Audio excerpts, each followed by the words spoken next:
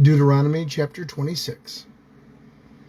When you've entered the land the Lord your God is giving you as an inheritance and have taken possession of it and settled in it, take some of the first fruits of all that you produce from the soil of the land the Lord your God is giving you and put them in a basket. Then go to the place the Lord your God will choose as a dwelling for his name, and say to the priest in office at the time, I declare today to the Lord your God that I have come to the land that the Lord swore to our ancestors to give us. The priest shall take the basket from your hands and set it in the front of the altar of the Lord your God. Then you shall declare before the Lord your God, my father was a wandering Aramean, and he went down into Egypt with a few people, and he lived there and became a great nation, powerful and numerous. The Egyptians mistreated us and made us suffer, subjecting us to harsh labor.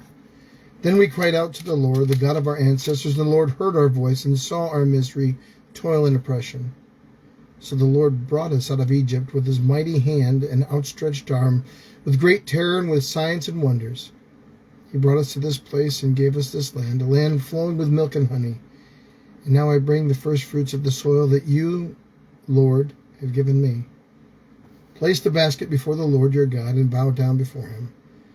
Then you and the Levites and the foreigners residing among you shall rejoice in all the good things the Lord your God has given you and your household. Then, when you have finished setting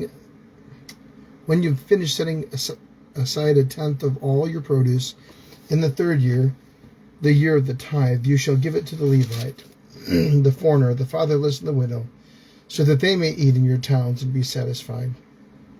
Then say to the Lord your God, I have removed from my house the sacred portion, and I given it to the Levite, the foreigner, the fatherless, and the widow, according to all you commanded. I have not turned aside from your commandments, nor have I forgotten any of them. I have not eaten any of the sacred portion while I was in mourning, nor have I removed any of it while I was unclean, nor have I offered any of it to the dead. I have obeyed the Lord my God. I have done everything you've commanded me.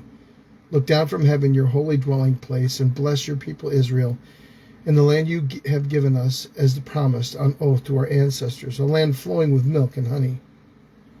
The Lord your God commands you this day to follow these decrees and laws. Carefully observe them with all your heart and with all your soul. You have declared this day that the Lord is your God, and that you will walk in obedience to him, that you will keep his decrees, commands, and laws, and that you will listen to him. And the Lord has declared this day that you are his people, his treasured possession, as he promised, and that you are to keep all of his commands. He has declared that he will set you in praise, fame, honor high above the nations. He has made and that you will be a people holy to the Lord your God, as he promised. Deuteronomy chapter 26.